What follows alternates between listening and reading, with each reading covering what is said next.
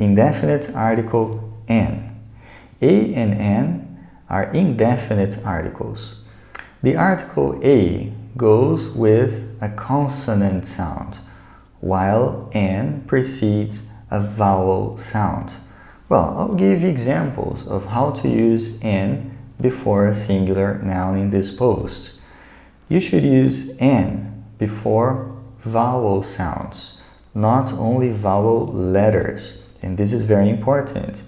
Observe the following examples: an article, an opinion, an engineer, an opportunity, an artist, an event, an image, an engine, an uncle. Now the following examples start with a consonant letter but a vowel sound. Observe. An hour, letter H, but the sound is A, the sound of a vowel, an hour.